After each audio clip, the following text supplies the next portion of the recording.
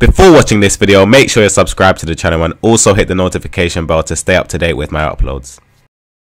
What's up guys, and welcome to my weekend league recap video for the first weekend in December, and we're hoping to replicate those amazing results that we achieved last month. There'll be no face cam on this video because I'm still really ill, and you can probably hear it in my voice. It's quite muffled. I'm just suffering from the usual symptoms of having the flu, but hopefully I recover as soon as possible to get more videos out this week. Now, we finished off last month with back-to-back unbeaten weekends, and we managed to make it 3 weekends in a row now by achieving 40-0 for the first weekend in December. That means we've gone 120 games without losing, which is insane. It's a massive accomplishment. Hashtag Aggie has gone 5 weekends in a row now without losing. That's 200 games, which is mind-blowing. Honestly, I don't know how he manages to keep that level of consistency. To perform at that level is just insane, and a massive congratulations to Aggie. But in the background of today's video guys, you're going to see me completing the Rio Ferdinand SBC, the packs we got for doing so combined with our squad battles rewards, as well as gameplay from our last 8 games. Now, Ferdinand cost us just under 700,000 coins, albeit we had an untradeable icon that we could give in, which did save us around 400,000 coins, I believe is the cheapest icon on the market. We were also able to use our monthly cards to lower the value. The Scream cards were also boosted when I completed the SBC, and I guess that was the main factor as to why I decided to complete the SBC at that moment in time. I was able to get the likes of Kovacic, who was 89 rated, and Delafeu 88 rated for around 30,000 coins and 35,000 coins respectively, which it saved us a lot of money. If you look on the market, there's the likes of Luka Modric, who would cost around 70,000 coins, and we managed to get Kovacic for half of that, which is insane. So we knocked up quite a large chunk off of the complete price for Rio Ferdinand. I think it's worth it anyway. And we did get packs in the background. We didn't pack anyone special. You see the packs that did have boards in the background. But for our monthly rewards, we did in fact pack Rio Ferdinand, but it was the 85 version. And I was hesitant on whether or not I would complete the Prime version because I thought there's not really any point me spending 700,000 coins extra on a card that's just a little bit better in physical. He has better stamina by 4, I believe. Although he has much better defending, is it really worth spending 700,000 coins just for defending stats? And I can assure you guys it was worth every single penny.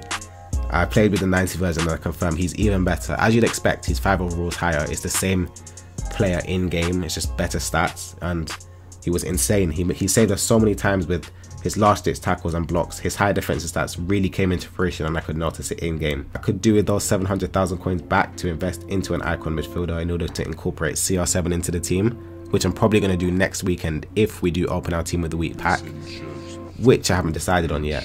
Not too sure who's going to be included in the team of the week. There's of course David De Gea, who had an insane performance against Arsenal on the weekend. He's bound to get a new inform card, which would make him 92 rated. Could go for around 1 million coins to start off with, which I guess could tempt me into opening the pack. So maybe if there's I'd say 16 cards that are 81 or above in the team of the week, it could tempt me into opening it. But as it looks like it, I don't think I'll open it again, which is unfortunate. But we'll just have to use the exact same team going into the next weekend if we do not open it. But it's nothing to complain about. We achieved 40-0 with them. They're just fantastic. But I would love to have R9 Ronaldo alongside CR7.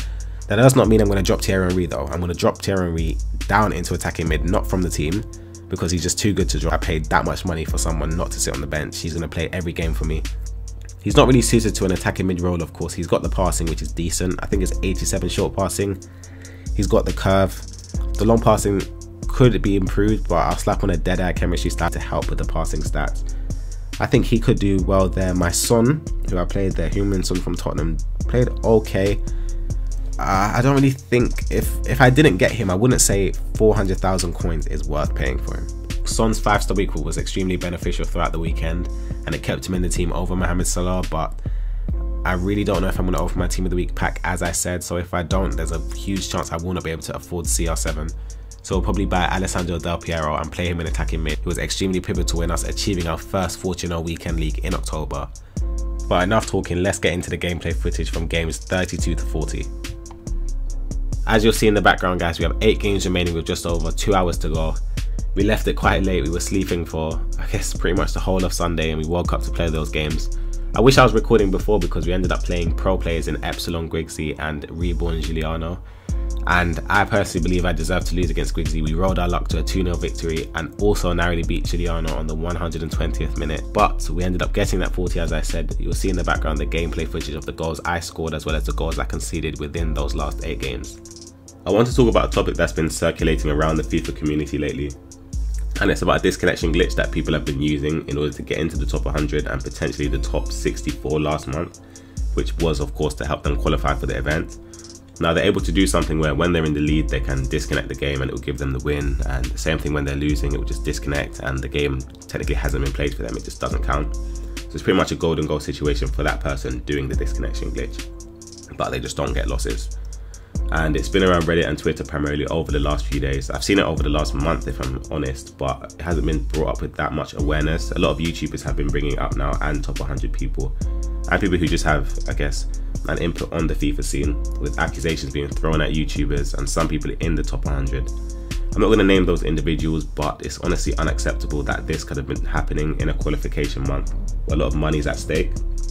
Like, people invested a lot of money last month to qualify legitimately, and some of those people even missed out to those who could have been cheating throughout the month. Like last month I had to cope with the midterms, like the stress of having midterm exams as well as trying to qualify for an event, and I'm at university, so it's tough, and it was just horrible. Last month was really stressful. Professional FIFA teams and organizations investing tons of money into headquarters for their players to play in, people sacrificing other aspects of their life, some people even quitting their jobs to focus on FIFA and to try and get into the professional scene to make it their profession. And they could have even missed out on a spot because a cheater has taken it. And I really hope that's not the case for everyone who has qualified. I hope they've done it through legitimate means, but it's not looking good right now. It's looking like some people did cheat their way into the top 100, sorry, into the top 64 to qualify. Now, when they do get caught, because they do get caught, it's not all of them that do get caught though. I believe that they only miss out on their rewards for that week and they can play again next week, which is just ridiculous. Like, the removal of rewards is not detrimental enough to stop them from trying it again the next weekend. They could just go into another account. They can maybe do even 5 accounts for 1 week. Like, it's that easy to do and it's not time consuming. They can do 5 accounts for 1 week, do it, and maybe 3 of them get banned. So one of them's in a good position to qualify technically. They can keep on doing it until I guess they can just run the risk of not being caught, and it's just unacceptable. I believe permanent bans have to be put into place. Like, it's a difficult situation though for EA, because I don't know how they can stop it, if I'm honest, because there's apparently people who play on what's causing the glitch, so that if they do cut that off or ban it, a section of their player base will be unable to play online. But honestly, if that's what it takes, I believe EA have to do that. I hope EA do have the tools to catch every last one of those who have been cheating, so that they can take the correct action on those individuals. And if it's not fixed by the time the next weekend league is about to start, I personally believe the weekend league has to be cancelled. I can't see how it can continue with this glitch being possible. What do you guys think about this? Do you think that EA should permanently ban in fact, those who have been using the glitch? And do you also think the weekend league should be cancelled if this glitch is not fixed? Leave your comments in the comment section down below. Enough about that, I want to talk about squad battles. So you would have seen earlier on in the footage that we did in fact finish Elite 1 for squad battles. We didn't finish in the top 100 because I didn't play none of my games on Sunday, so I believe I missed 12 games. Is it 12 or 8 games that you play on a Sunday? I'm not sure, whatever. I think it's 12, I'm pretty sure it's 12 anyway. And yeah, I missed those games out, so I had to settle for Elite 1, which is it's a good score, of course. It's a good set of rewards. I got 2 mega packs and 40,000 coins, but I don't think I'm playing this week. I've already played 2 games on ultimate difficulty and I've had enough already. I've had enough. It's just so stressful. It's bad enough dealing with the weekend league stress as well as squad battle. I don't usually have enough times on the weekends anyway to finish those games, so it's pretty pointless if I'm going to aim for the top 100 because I know I'm not going to achieve it. And it's so frustrating, like playing against Coutinho or Neymar, or who else is an example, Insigne and Sterling, for them to win headers over my Vieira is just ridiculous. Like, I understand that they're boosted to the max, so they might have 99 strength and aggression. When a player of 5'6" is winning headers off my 6'4" CDM, that's where I've got to draw the line. Like, that can't run. How is that even happening? It's just so ridiculous, and I've had enough of Coutinho popping shots off on his left foot or Sane on his right foot from the most ridiculous angle. And yeah, squad battles for me, I'm not going to be playing it for the foreseeable future. I'm just going to focus on the weekend league. It's a bit strange though, ever since I've been playing squad battles, I've been getting my 40 and O's. It was when, like I said, after the 37 wins on the weekend league in November, I started playing squad battles just to practice on legendary, and ever since then I haven't lost a game. So maybe that's one of the factors as to why I've been going unbeaten, but I'm willing to take that risk. I'm not touching the squad battles again, especially not on ultimate difficulty. Maybe I'll play on legendary, but can't see that happening this week. I'll just stick to my weekend league rewards. As you'd have seen in the background, guys, we did come up against many top teams, but we also had a lot of rage quits. Now I'm debating whether that was down to people using the glitch itself, or is it just down to my ability making them rage quit, which I have no idea. But this guy has Del Piero and Mbappe one to watch. I don't really see Mbappe one to watch, and it's a pretty heavy investment for a card of the rule. Actually, to be fair, he should be getting a team of the group stage this Friday. Team of the group stage cards count towards the one to watch being upgraded. I'm not quite sure, but I'm almost certain they do. So I guess it will pay off for him if he ends up selling him for a lot of profit. But we had a lot of rage quits, as I said, and I totaled it out for this week. We achieved 25 rage quits, which is a lot less than 2 weeks ago where we got 31 rage quits, and then 28 or 27 last weekend.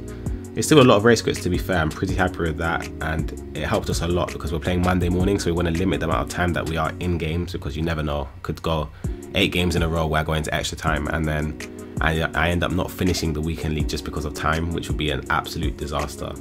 But this weekend, in comparison to the last weekend, we didn't really go behind on many games. We had a few games where our opponent kept scoring from kickoff and we kept scoring back from kickoff. It was just rotating just like that, but we ended up taking the lead and just seeing the game out. We also got 3 penalties, I believe, in these clips, and we missed 1, but we scored 2 of them in important games. And our opponents this weekend were superb. You may see that they're just rage quitting, but I believe that they're rage quitting due to the time. Maybe they need to finish a lot more games within the time frame that's left. We do score that penalty with Ronaldo in the background, and we break on again with Ronaldo through to Son, who driven shots it under the goalkeeper to make it 3-0, and that spells the end for our opponent. He pauses the game just before halftime and he quits.